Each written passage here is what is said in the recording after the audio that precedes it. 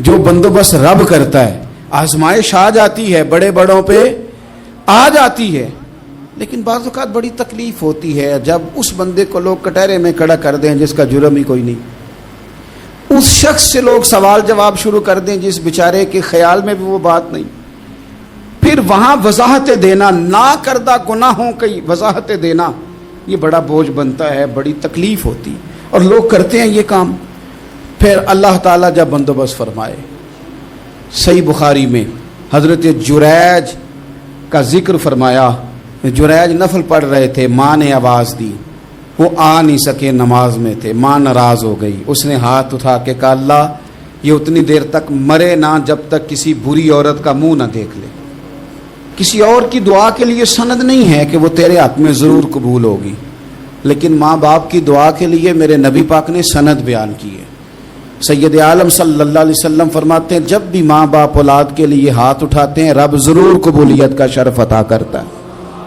تو جہاں سند موجود ہے نا, کچھ افتتاح ابا جی سے بھی کرا لینے چاہیے, کچھ کام شروع کرنے سے پہلے صرف اماں سے ہی دعا کرا لینی چاہیے. یہ والا افتتاح بھی بڑے کام کا ہے کیونکہ یہاں سند بیان کر دیا میرے نبی کریم. تو جناب جریج کی ماں ناراض ہو گئی, کہنے لگی اللہ اس نے میری بات نہیں سنی. اب تھے تو وہ نیک, لیکن رب کریم کی حکمت کا تقاضا ہے, ماں کی دعا کو بھی قبول کرنا تھا. اللہ نے آزمائش میں مبتلا کر دیا. والدہ تو چلی گئیں, وہ ایک خیمے میں, ایک کٹیا میں, ایک جھونپڑی میں عبادت کرتے تھے, اللہ کو یاد کرتے تھے, رب رب کرتے تھے, اور لوگ ان کی بڑی تعریف بھی کرتے تھے. لوگ ان کے ارادت مند بھی تھے, عقیدت مند بھی تھے, اہل محبت بھی تھے. ایک عورت آ گئی, بس وہ اللہ کی حکمت پوری ہونی تھی. اس نے آ کے پہلے تو انہیں اپنی طرف مائل کرنا چاہا, جب نہ مائل ہوئے تو الزام لگا دیا. یہ ہمارے دور کا تقاضا ہے, لوگ پہلے آپ کو اپنے حق میں قائل کرتے ہیں, اپنی فرما برداری میں لانا چاہتے ہیں. اگر آپ نہیں آتے تو پھر وہ آپ کو مجرم قرار دے دیتے ہیں, یا میرے ساتھ چل ورنہ پھر میں تیرے خلاف پراپوگنڈا کروں گا. دو ہی باتیں. پہلے اس نے قائل کیا, جب جناب جنید قائل نہ ہوئے تو اس نے قریب ایک چرواہا تھا, اس چرواہے کے ساتھ جا کے منہ کالا کیا. مقررہ وقت پہ بچہ پیدا ہو گیا. لوگوں نے کہا کس کا ہے؟ کہنے لگی اس خانقاہ میں, اس حجرے میں عبادت کرنے والے کا ہے. اگر کسی دیندار پر ذرا سا بھی الزام لگ جائے تو آپ یقین کریں کہ بڑے بڑے خوفناک لوگ بھی نیک ہو جاتے ہیں. جن کا اپنا سارا ماضی کالا سیاہ ہو وہ بھی اجالوں کے راہبر بن جاتے ہیں. جن کی اپنی زبانیں ساری زندگی آلودہ رہی ہوں وہ بھی بڑے بڑے اعلیٰ سچ بولنے لگتے ہیں. اعلیٰ کچے میرے مکان کی دیوار کیا گری, لوگوں نے تو میرے صحن میں رستے ہی بنا لیے. بڑے لوگ آ جاتے ہیں, پھر بڑا کچھ کرتے ہیں اور بڑے بڑے خوفناک جملے کستے ہیں. بس کو نقطہ جو ہاتھ آ گیا, ایسے جیسے گرنے کا انتظار کر رہے تھے. اب جناب لوگ اٹھے, احتجاج شروع ہو گیا, شور پڑ گیا. یہ بابا بڑا نیک بنتا تھا, نفل پڑھتا تھا, عبادتیں کرتا تھا, دیکھو اس کا حال کیا ہے کہ اس نے ناجائز بچہ پیدا کیا. بغیر تحقیق کے میں کہہ چکا ہوں کہ الجھے الجھے بکھرے بکھرے روز و شب دیکھے گا کون, لوگ تیرا جرم دیکھیں گے, سبب دیکھے گا کون. لوگ تیرا جرم دیکھیں گے, سبب کوئی غور نہیں کرتا کہ وجہ کیا تھی. او بھائی کچھ تو مجبوریاں رہی ہوں گی, یوں ہی کوئی بے وفا نہیں ہوتا. الزام لگا دیا, شور ہوا, احتجاج ہوا, دنیا اکٹھی ہوئی, ان کا انہوں نے اجرا گرا دیا, مارا بھی, پیٹا بھی, ایک نیک آدمی کو بدنام بھی کیا, برا بھلا بھی کہا, گالیاں بھی دی, جو کر سکتے تھے کیا. اب جب سزا دینے لگے نا تو جناب جریج کہنے لگے تھوڑی سی اجازت دیتے ہو, مار تو تم نے دینا ہی ہے. کہا جناب ٹھیک ہے دیتے ہیں. انہوں نے کہا صرف 2 نفل پڑھنے ہیں. اب وہ نفل پڑھ رہے تھے تو لوگ اس وقت بھی کہہ رہے تھے فراڈ ہی کر رہا ہے, دھوکہ ہی دے رہا ہے. چونکہ ذہن بن گیا نا, بدگمانی آ گئی. انہوں نے 2 نفل پڑھ کے ہاتھ اٹھائے, کہا اللہ جانا تو میں نے ہے, پر اس رسوائی کے ساتھ جنازے تک نہیں خراب ہو جاتے, قبریں تک نہیں لوگ بدنام کر دیتے. کہا اللہ جانا تو ہے, پھر اس رسوائی کے ساتھ تو میری مدد فرما. اب تو میرا کیس تیری ہی عدالت میں ہے, تو رحمت کا دروازہ کھول. ہاتھ اٹھائے, دعا مانگی, نفل پڑھے, پورے مجمع پہ نظر دوڑائی, کوئی نہیں تھا سپورٹ کرنے والا. کل تک جو کہتے تھے نا تیرے لیے جیئیں گے, تیرے لیے مریں گے, ساری عمر ہی آٹا گدا ہے. لکھاں کیتے نہیں پیڑے, اب وقت آیا ہی تے محمد بخشا کوئی نہیں ہو بیٹھا نیڑے، ایک بندہ بھی نہیں تھا، ووٹر سپورٹر ساتھ دینے والا کوئی نہیں تھا. تو جناب جنید بچے کی طرف اشارہ کر کے کہنے لگے کوئی نہیں بول رہا، تو ہی بول کے بتا دے تیرا باپ کون ہے، تو ہی بول کے بتا دے کون ہے. اللہ اکبر. میرا رب جب چاہے تو بچے بولتے ہیں، رب چاہے تو گونگے بولتے ہیں، رب جب چاہے تو پھر پتھر بھی بولتے ہیں. جب کہا نا تو ہی بتا تو بچہ بولا اور بول کے کہنے لگا میرا باپ جریج نہیں، میرا تو وہ ہے جو بکریاں چرانے والا ہے، وہ میرا باپ. جب رب کریم نے توفیق دی تو بچہ بول پڑا. جب رب بندوبست کرتا ہے کسی کی عزت کی حفاظت کا تو پھر کوئی اسے رسوا کر سکتا. یاد رکھنا جب رب محافظ ہو تو پھر لوگوں کا پراپوگنڈا وہاں کچھ کر سکتا.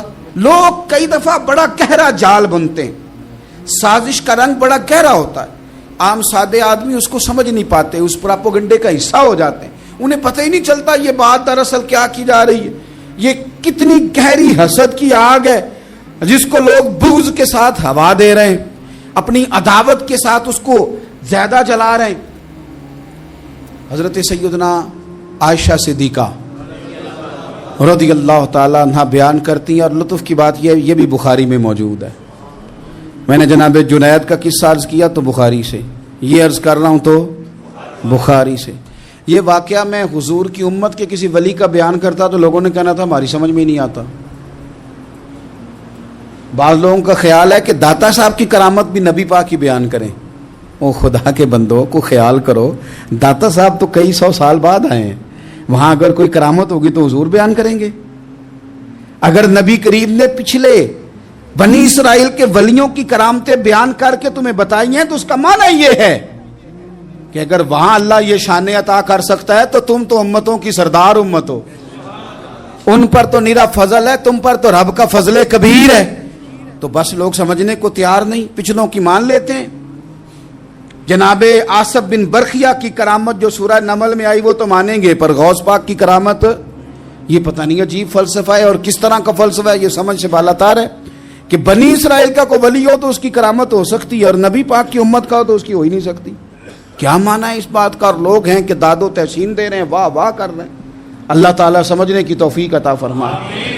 حضرت عائشہ صدیقہ رضی اللہ تعالیٰ عنہ فرماتی ہیں ایک عورت تھی اور اسے نبی پاک صلی اللہ تعالیٰ علیہ وسلم نے وہ کلمہ پڑھ کے مسلمان ہوئی، مدینہ طیبہ آ گئی تو حضور نے مسجد نبوی شریف میں اس کے لیے مکان، ایک سادہ سا کمرہ ساتھ مسجد کے بنوا دیا، وہیں رہنے لگی. اکثر وہ سیدہ طیبہ کے پاس آتی تو حضرت عائشہ صدیقہ رضی اللہ تعالیٰ عنہ فرماتی ہیں وہ بڑی باتیں سناتی اور آخر میں کہتی وہ ہار والا دن بھی بڑا عجیب دن تھا اور میرے رب کی قدرتوں کا دن تھا، وہ بھی بڑا عجیب دن تھا. سیدہ عائشہ صدیقہ رضی اللہ تعالیٰ عنہ ایک دن فرمانے لگی کہ تو ہار والے دن کا بڑا ذکر کرتی ہے، وہ کیا دن تھا؟ تو خاتون کہنے لگی اماں جی وہ دن تھا جب میرے رب پر بھروسہ اور مضبوط ہو گیا، جس دن میرا اپنے رب پر توکل اور بڑھا، میرے ایمان میں یقین میں اور پختگی آئی. کہنے لگی میں ایک گھر کی کنیز تھی، نوکرانی تھی، اس گھر میں ایک بچی تھی جس کے پاس سونے چاندی ہیرے جواہرات کا ہار تھا. اس زمانے میں نا چمڑے کے اوپر لوگ ہیرے جواہرات لگاتے تھے، کئی دفعہ سرخ رنگ کے چمڑے پہ لگائے جاتے تھے. وہ بچی پہنتی تھی تو کہتی ہوں بچی کے اس نے اتار کے رکھا یا اس سے گرا وہ ہار تو چیل اسے اٹھا کے لے گئی گوشت سمجھ کے اور میرے سامنے اٹھا کے لے گئی. گھر والوں نے مجھ سے پوچھا، یہ بخاری میں موجود ہے، گھر والوں نے پوچھا مجھ سے کہ وہ ہار کہاں ہے تو میں نے کہا چیل اٹھا کے لے گئی. گھر میں کچھ چوری ہو جائے تو سب سے پہلا الزام کس پہ لگتا ہے؟ ملازمین پہ. کہتے انہوں نے مجھے بڑا مارا، بڑی تکلیف تھی، حتیٰ کہ میری شرمگاہ تک کی تلاشی لی، میری عزت اتنی خراب کی میں بتا نہیں سکتی. میں نے اپنی زندگی میں ایک واقعہ دیکھا، ایک امیر گھر میں چوری ہو گئی، ملازم کو اتنا مارا کہ وہ چارپائی پہ پڑ گیا. پولیس والوں سے اتنی مار پروائی گئی کہ وہ بیچارہ چارپائی پہ پڑ گیا اور پھر وہ اتنا بیمار ہوا اور کچھ دنوں کے بعد پتہ چل گیا کہ چور تو اپنا بیٹا ہے ان کا. پھر اس کا انتقال ہو گیا. اب وہ سیٹھ صاحب اور گھر والے آ کے نا مرنے والے کے کان میں معافیاں مانگ رہے ہیں، کان میں. تو میں نے ان سے پھر کہا تھا کہ یہ تو اب چلا گیا ہے، تمہارا زور چلتا تھا نا، تو تم نے قانون خریدا اور تم نے اسے جتنا ہو سکا تم نے اسے مار